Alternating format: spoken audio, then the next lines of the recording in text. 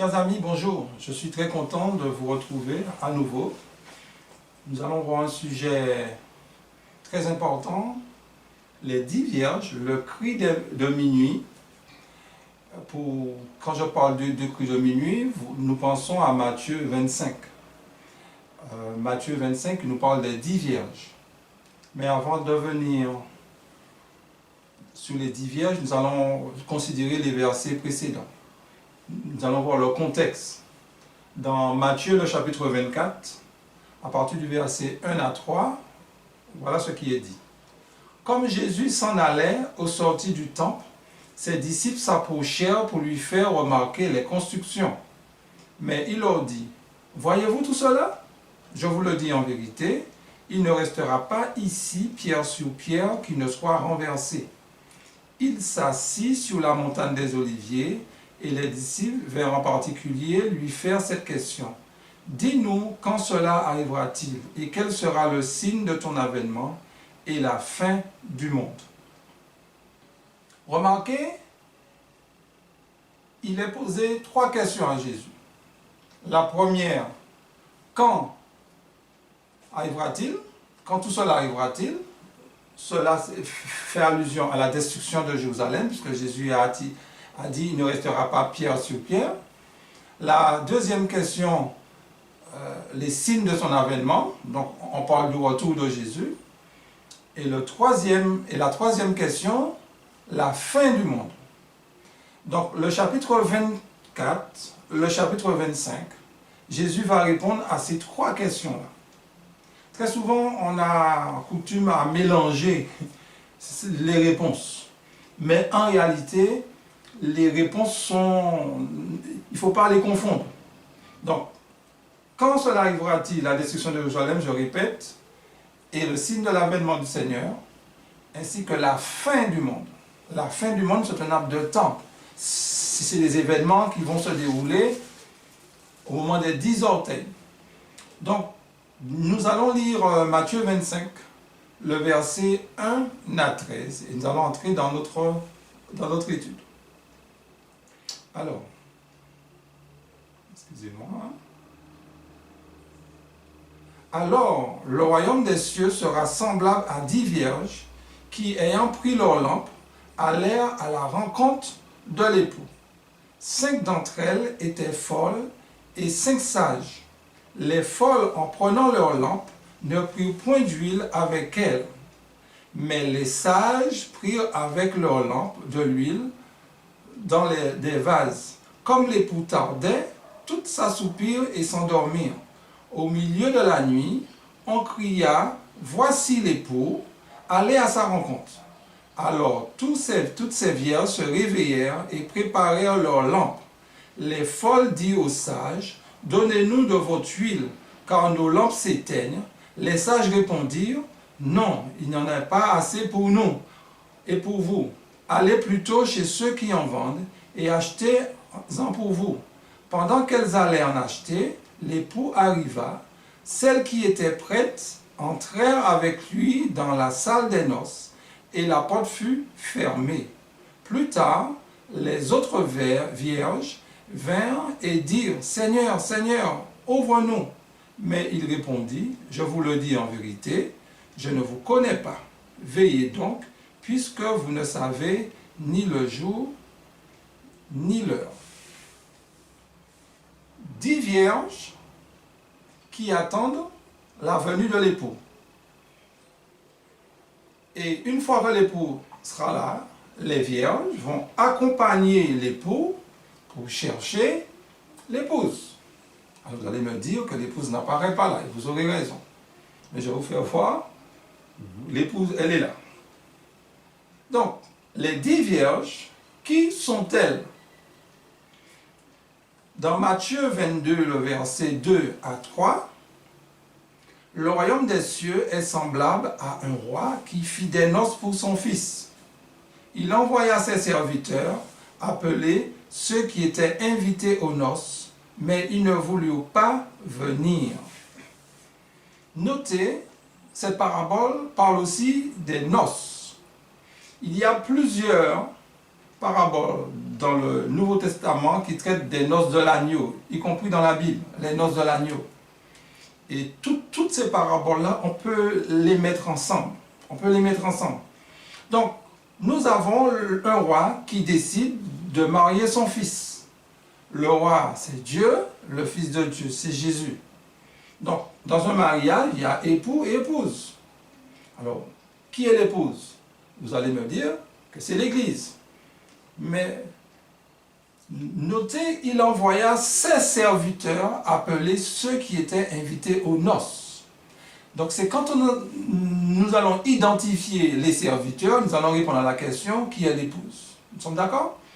Dans Parabole de Jésus-Christ, la page 268, l'invitation aux noces a été adressée par les disciples du Christ.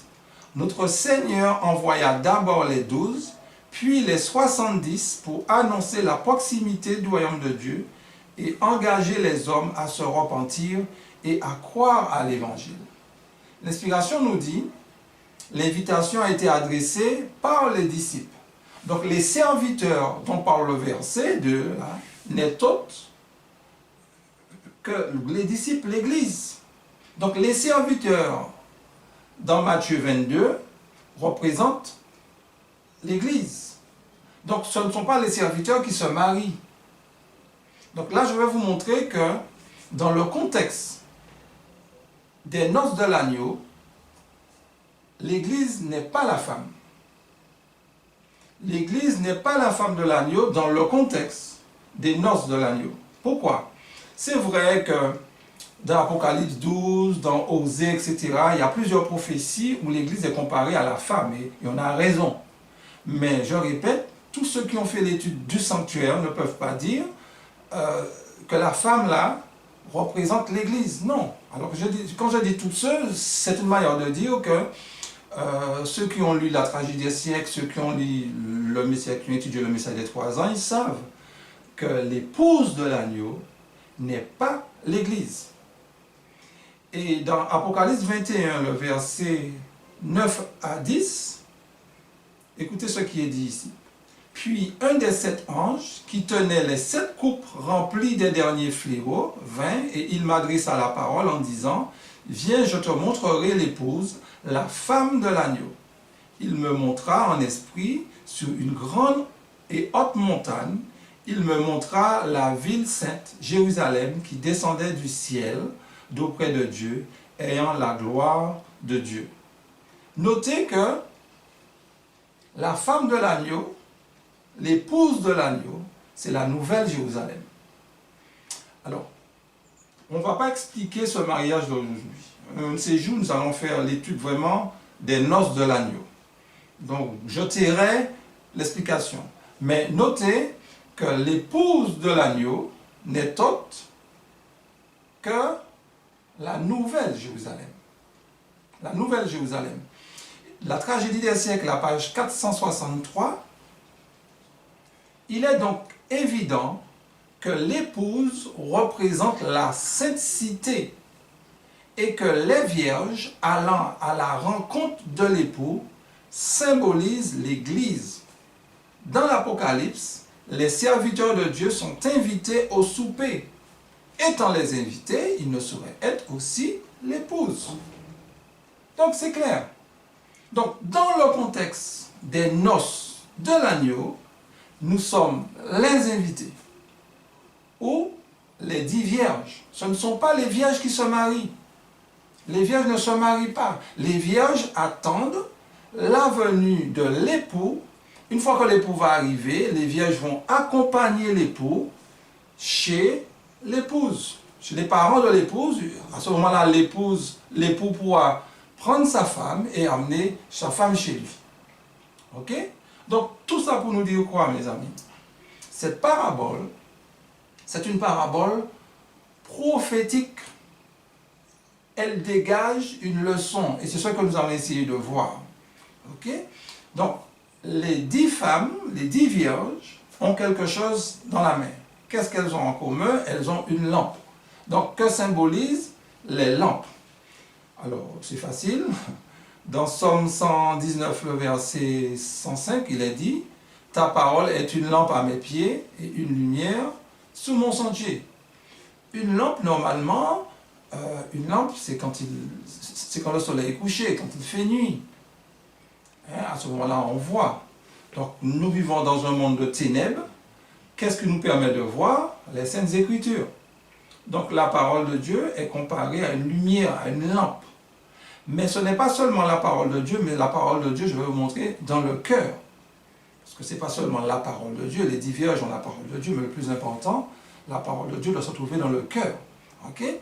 Dans commentaire biblique, la page 203, une lampe préparée et brillante, l'amour mutuel est le meilleur titre que nous puissions exhiber. Toute dispute, toute dissension doit cesser. Dieu n'acceptera pas les talents des hommes les plus intelligents et les plus éloquents si la lampe intérieure de leur âme n'est pas préparée et en train de briller. Il faut un cœur consacré et un abandon consacré de l'âme. Donc la parole de Dieu, elle doit briller dans notre cœur. Donc les 10 vierges ont la parole de Dieu, mais la parole de Dieu sont dans leur cœur. Alors les 10 vierges, pourquoi sont-elles vierges? À cause de la pureté de leur foi. Ok?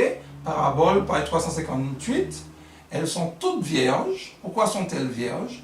Parce qu'elles appartiennent au message des 3 anges. Le message des 3 anges n'est pas, il n'y a pas d'erreur dans le message des 3 anges. Il peut y avoir des erreurs d'interprétation, ce sont des interprétations humaines. Mais le message en tant que tel, il n'y a pas d'erreur dedans. Donc c'est pour cela que les 10 vierges les 10 vierges, elles sont vierges à cause de la pureté de leur foi. Ce qui n'empêche pas parmi les vierges qu'il y ait des folles. Mais le fait d'appartenir au message des 3 anges, l'Église, nous sommes appelés vierges. Pour dire aussi que l'Église ne sera jamais appelée Babylone parce qu'elle est vierge. Ok?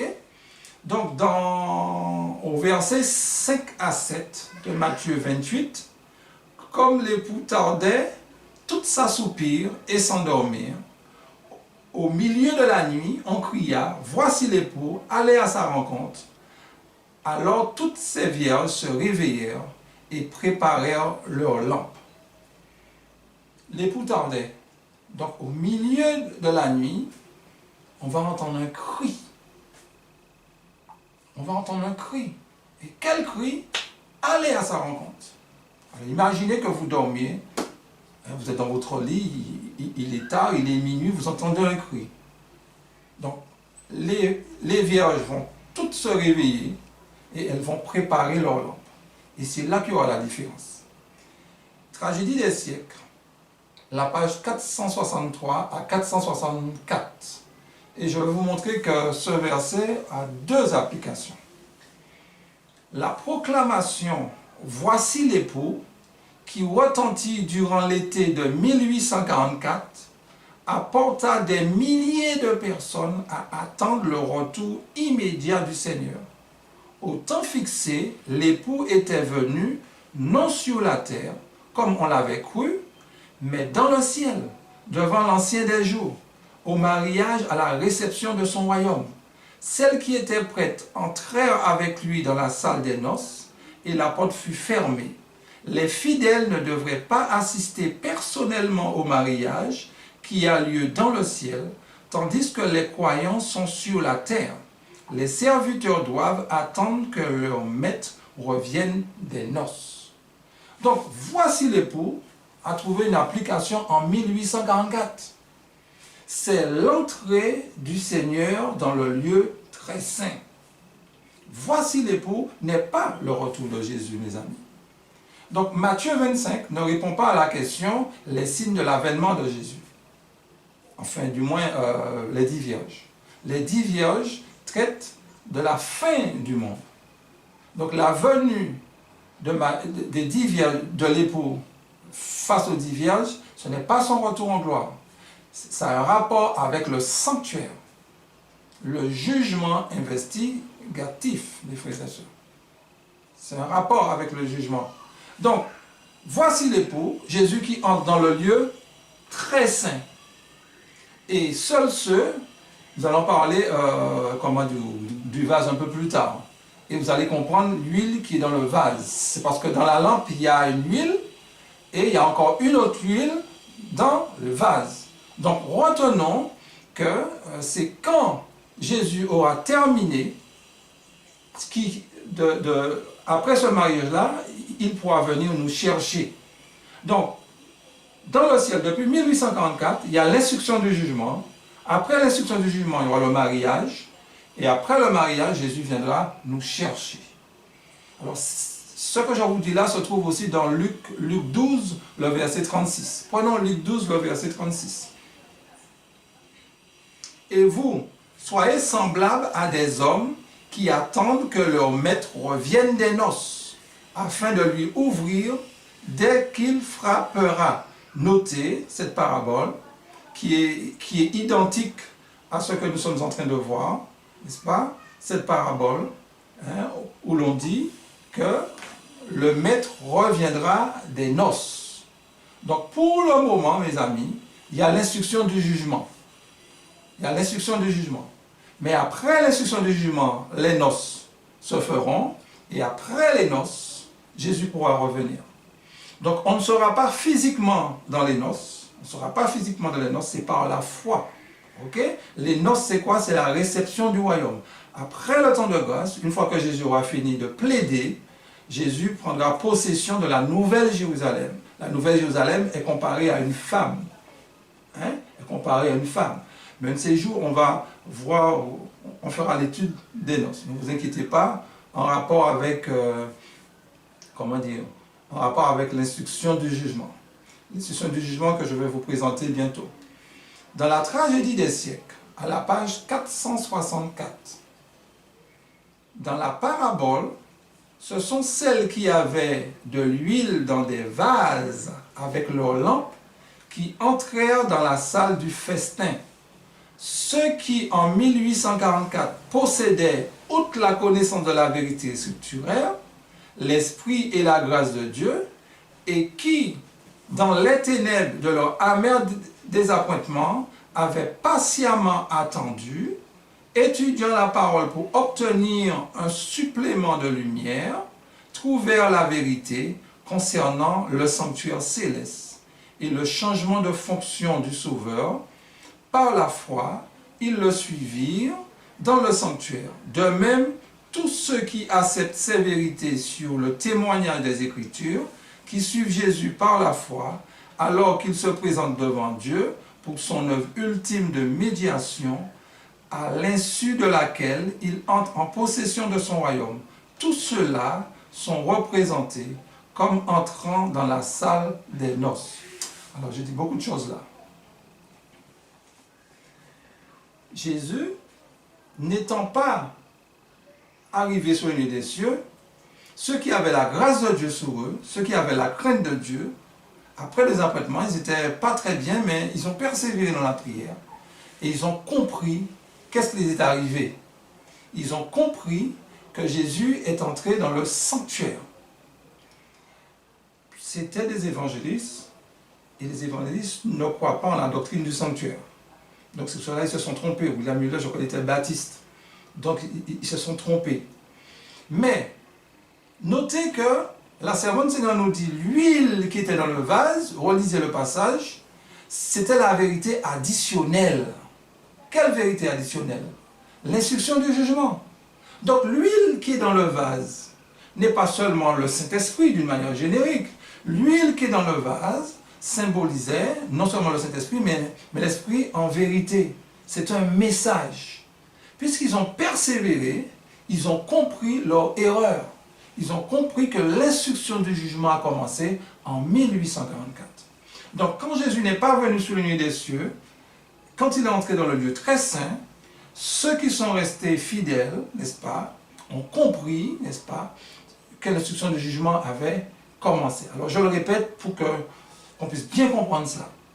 Voici l'époux, Ce n'est pas son retour en gloire, mais voici l'époux dans le lieu très saint. L'instruction du jugement a commencé, c'est-à-dire le message du premier ange. Craignez Dieu, donnez-lui de gloire, car l'heure de son jugement est venue. C'est ce qui avait commencé. Mais tous les croyants pensaient que c'était le retour du Seigneur Jésus. Et si vous et moi nous étions là, on aurait cru pareil. Donc l'huile supplémentaire, c'était l'huile dans le vase, c'était la vérité additionnelle. N'oubliez jamais ça. Le Saint-Esprit, ce n'est pas seulement que le Saint-Esprit. Le Saint-Esprit qui nous permet de comprendre le message. C'est ce que nous venons de lire dans le texte de la tragédie des siècles. C'est le Saint-Esprit qui a permis au mouvement de comprendre leur erreur. Et si l'Église adventiste du 7e jour existe là en ce moment, c'est par rapport à cela. Par rapport à cette huile supplémentaire. Cette huile supplémentaire, on peut la trouver aussi dans Apocalypse, le chapitre 10, le verset 8 à 11. Et la voix que j'avais entendue du ciel me parla de nouveau et dit, va, prends le petit livre ouvert dans la main de l'ange qui se tient debout sur la mer et sur la terre. Et j'allais vers l'ange en lui disant de me donner le petit livre. Et il me dit, prends-le et avale-le, il sera amer à tes entrailles, mais dans ta bouche, il sera doux comme du miel. Je pris le petit livre de la main de l'ange et je l'avalai. Il fut dans ma bouche doux comme du miel, mais quand je lui avalai, mes entrailles furent remplies d'amertume. Puis on me dit, il faut que tu prophétises de nouveau sur beaucoup de peuples, de nations, de langues et de rois. Un livre doux. Ce livre va produire de l'amertume. On sait, c'est le mouvement millérite. Je n'ai pas pensé à noter ça sur mon ordi, mais dans le premier écrit, la page 16, mais en chiffre romain, si ma mémoire est bonne, et vous aurez le commentaire de ce texte, que ce chapitre s'applique aux adventistes après le désappointement. Il y a aussi le message choisi, le volume 2, le chapitre l'autre ange, le troisième ange et l'autre ange. Alors vous allez lire ça dedans. Je crois que c'est l'autre ange, le nom du chapitre. Donc, Apocalypse chapitre 10, les deux derniers versets font allusion à notre mouvement.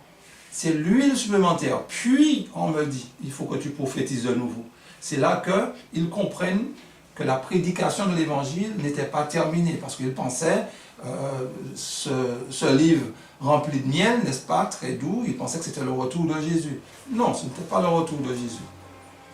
C'est après, ils ont compris cela. Et c'est pour cela qu'on parle maintenant d'Adventiste du 7e jour. Donc, le cri de minuit a trouvé une première application au mouvement millérite, le mouvement de William Miller. Et quel était le message de William Miller? S'il faut résumer, c'est l'instruction du jugement. Dans l'instruction du jugement, mes amis, il y a deux parties. Nous allons voir ça plus tard. Deux parties. Il y a le jugement qui concerne les morts et le jugement qui concerne les vivants. En 1844, nous allons voir qu'est-ce qui s'est passé. Est-ce que c'est les morts ensemble avec les vivants, etc., etc. Nous allons voir ça au fur et à mesure. Donc, dans Matthieu, chapitre 22, le verset 11 à 12, parce que vous avez compris que Matthieu 25 s'étudie ensemble avec Matthieu 22, parce que les deux paraboles traitent du mariage. Okay? Donc, dans Matthieu 22, verset 11 à 12, voilà ce qui est dit.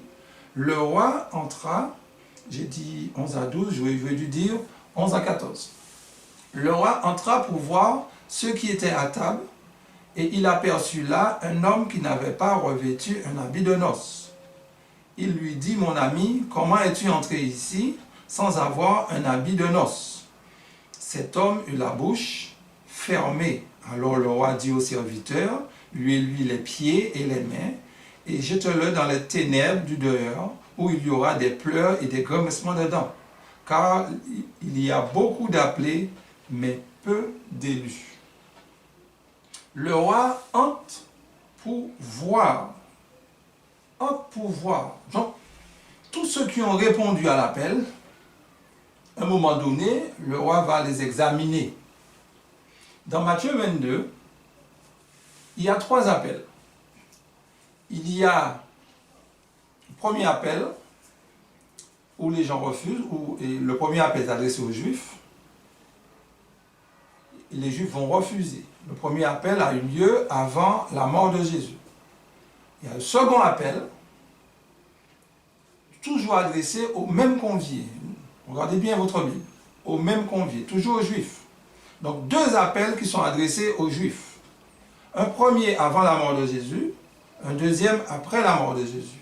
Pour ceux qui ont fait l'étude de Daniel 9, il y a 490 années qui étaient réservées pour le peuple juif.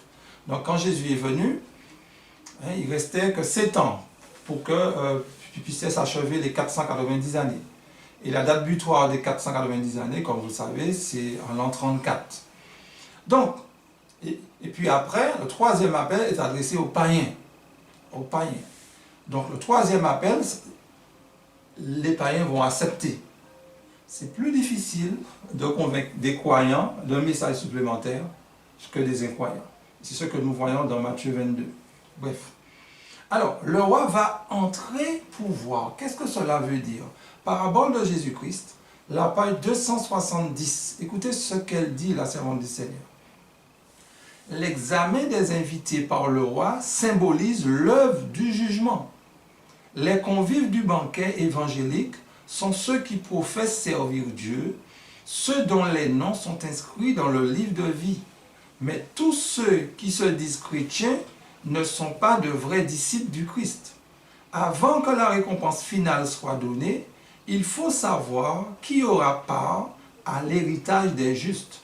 Cette décision doit être prise avant le retour de Jésus sur les nuées des cieux. Quand il viendra, sa rétribution sera avec lui, pour rendre à chacun selon ce qui est son œuvre.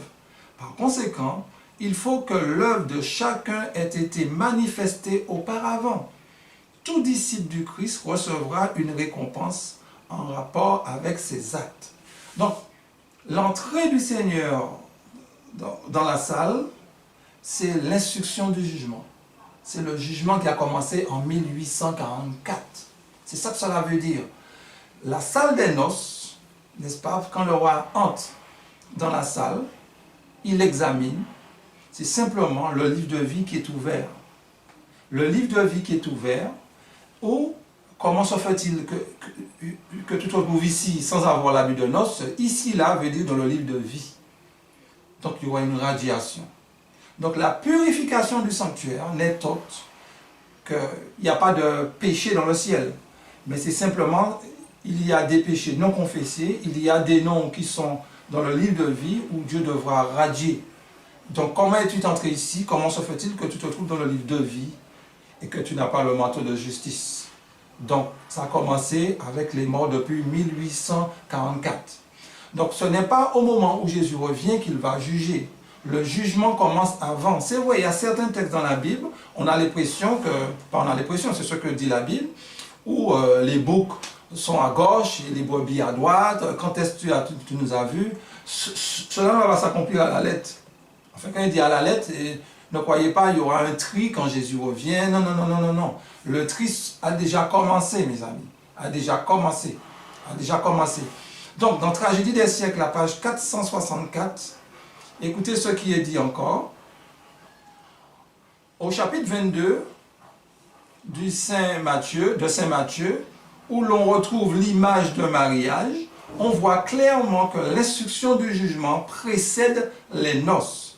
Avant la cérémonie, le roi entre dans la salle et examine les invités pour voir si tous ont revêtu l'habit de noces immaculé, qui représente un caractère purifié dans le sang de l'agneau. Donc l'instruction du jugement, qu'est-ce que Jésus voudra voir? C'est son caractère reproduit en nous. Car n'oublions pas qu'on aura à passer devant le trône et notre vie devra donner gloire à Dieu. C'est très important, gloire à Dieu. Jésus nous a tous justifiés à la croix du Calvaire et tous ceux qui acceptent Jésus comme leur sauveur personnel témoignent pour ce Dieu qui nous a sauvés. Et devant le trône, nous attendons cela pour quand notre nom va passer, pour que notre vie puisse glorifier Dieu. Il n'y a pas de meilleure offrande qu'on peut offrir à Dieu, mes amis. Si au moment où on passe devant le trône, où notre vie glorifie Dieu. Alors je vais revenir sur ça dans notre prochaine étude. Donc dans Matthieu chapitre 25, le verset 6, il est dit, au milieu de la nuit, on cria, voici l'époux, allez à sa rencontre. Là maintenant il nous a dit au milieu de la nuit. Et là nous allons voir aussi la seconde application. La seconde application. Mais avant de voir la seconde application, je vais vous lire un message dans Message choisi, le volume 1, la page 145. Message choisi, volume 1, page 145, qui va nous aider à passer dans la seconde application. En 1844, écoutez, notre grand souverain sacrificateur est entré dans le lieu très saint du sanctuaire céleste pour y commencer l'instruction du jugement. Les cas des chrétiens décédés ont passé en revue devant Dieu. Cette œuvre, une fois terminée, ou bien achevée, c'est sur les vivants que le jugement va être prononcé. Donc notez là, le jugement des morts et le jugement des vivants, deux événements différents. Une fois le jugement des morts sera terminé, Dieu va passer au jugement des vivants. Ce que nous apprenons chez nous, dans nos églises, que le jugement des vivants va ensemble avec le jugement des morts. Non, non, non, non, non, non. Non, mes amis. Deux événements différents. Comme ça, on a abordé le sanctuaire, je vais mettre l'accent encore dessus. Dans Thessaloniciens, 1 Thessaloniciens, le chapitre 4, le verset 17, rappelons-nous ce merveilleux verset. Ensuite, nous les vivants qui serons restés, nous serons tous ensemble enlevés avec eux sur des nuées à la rencontre du Seigneur dans les airs, et ainsi nous serons toujours avec le Seigneur. Notez, il y a deux catégories de personnes. Il y a les ressuscités et les vivants. Les ressuscités, ceux qui vont ressusciter pour le moment sont morts, Dieu est en train de s'occuper de leur cas. C'est ce qu'on appelle le jugement des morts. Et les vivants, puisqu'on ne sait pas quand est-ce que Jésus va venir, il y a des personnes qui ne vont pas expérimenter la mort. Donc ces personnes, quand le moment viendra, c'est Dieu seul qui sait quand le jugement des vivants va commencer. Avant qu'ils ne reviennent, ceux qui n'expérimenteront pas la mort doivent être jugés. Ok? Donc en ce moment, on ne peut pas dire que le jugement des morts, le jugement des vivants a commencé. On ne peut pas dire ça.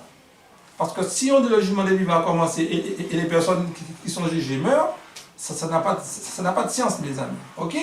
Donc, dans la tragédie des siècles, à la page 461, là maintenant nous allons expliquer le jugement des vivants. Écoutez cela. Ceux qui vivront sur la terre, quand cessera dans le sanctuaire céleste l'intercession du Seigneur, devront subsister sans médiateur en la présence de Dieu. Leurs robes devront être immaculées et leur caractère purifié de toute souillure par le sang de l'aspersion. Ils devront être vainqueurs dans leur guerre contre le mal, pendant que le jugement s'instruit dans le ciel et que les fautes des croyants repentants s'effacent des registres célestes. Il faut que sur la terre, le peuple de Dieu renonce définitivement au péché. Ce fait est plus clairement présenté par les messages du 14e chapitre de l'Apocalypse. À un moment donné, quand l'intercession va se terminer, on sera sans intercesseur, mes amis. Jésus intercède que pour des vivants. Jésus n'intercède pas pour des morts. Nous sommes d'accord. À un moment donné, Jésus va cesser d'intercéder pour les vivants. Ce qui veut dire que le moment va arriver. Et ceux qui seront sans intercesseur, ça veut dire qu'ils vont passer en jugement. Jésus intervient, Jésus intercède pour nous avant le jugement. Mais quand le jugement commence, Jésus n'intercède plus. Ce qu'il faudra voir, c'est la robe de justice. Donc c'est très important à comprendre cela. Nous serons bientôt sans médiateur. Être sans médiateur ne veut pas dire être son sauveur. Donc, et Dieu voudra voir le caractère de Jésus. Donc ça ressemble, Matthieu 22, où le maître entra pour voir ceux qui étaient invités, et ils avaient tous une robe, etc. Ok, c'est exactement ce qui va se passer, mes amis. Donc, n'oublions pas ça. Donc, qui sont ces vivants? Qui sont ceux qui n'expérimenteront pas la mort? Pouvons-nous les identifier dans la Bible? Oui, dans Ésaïe 66, à partir du verset 15 jusqu'au verset 20. Regardez ce qui est dit. Car voici l'Éternel arrive dans un feu, et c'est par... Excusez-moi, je reprends. Car voici l'Éternel arrive dans un feu, et ses chars sont comme un tourbillon. Il convertit sa colère en un brasier, et ses menaces en flammes de feu. Et c'est par le feu que l'Éternel exerce ses jugements, et c'est par son glaive qu'il châtie toute chair. Et ceux que tuera l'Éternel seront en grand nombre. Ceux qui se sanctifient et se purifient dans les jardins, au milieu desquels ils vont un à un, qui mangent de la chair de porc, des choses abominables et des souris. Tous ceux-là périront, dit l'Éternel. Je connais leurs œuvres et leurs pensées. Le temps est venu de rassembler toutes les nations et toutes les langues. Elles viendront et verront ma gloire. Je mettrai un signe parmi elles, et j'enverrai leur échappée vers les nations, à Tarsis, à Pul, à Lud, qui tire de l'arc, à Tubal et à Javan, et aux îles lointaines, qui jamais n'ont entendu parler de moi, et qui n'ont pas vu ma gloire.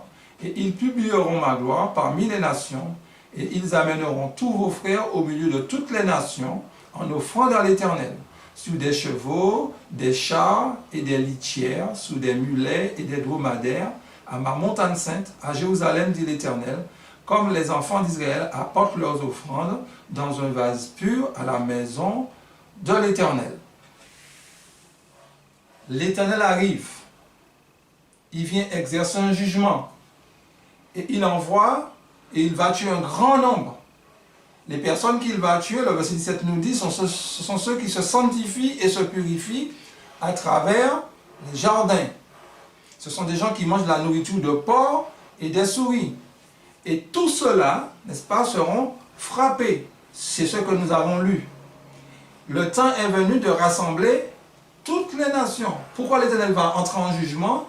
Parce que le temps est venu de rassembler toutes les nations. Et le verset 19 nous dit, et j'enverrai leur réchapper vers les nations. Réchapper vers les nations. Donc on voit un reste. Donc ce reste-là, le verset nous dit, et ils publieront ma gloire parmi les nations.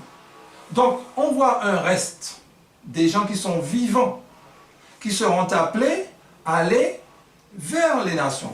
Terminer l'œuvre évangélique. Terminer l'œuvre évangélique. Et le verset 20 nous dit, ils amèneront tous vos frères au milieu de toutes les nations. Donc Dieu a du monde aux quatre coins de la terre, des enfants aux quatre coins de la terre. Le moment opportun, ces gens-là seront appelés à en sortir.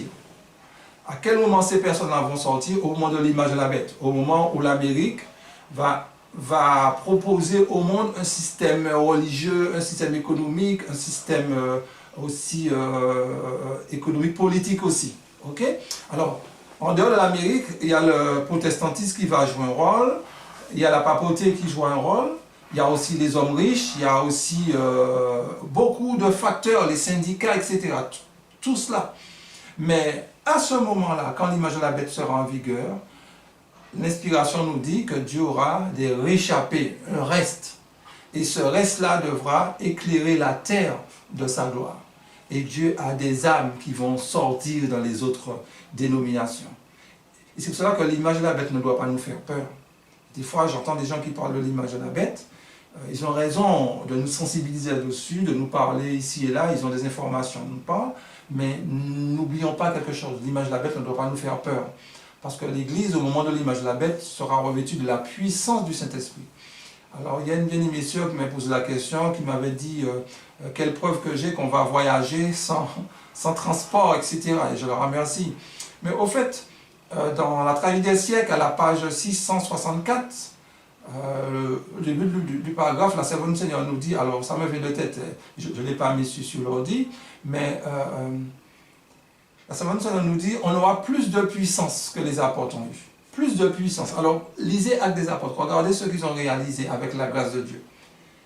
Et l'inspiration nous dit que le dernier peuple, le dernier avertissement, on aura encore plus de puissance que les apôtres. Je ne suis pas là pour faire ressortir puissance. Puissance, ce n'est pas ça.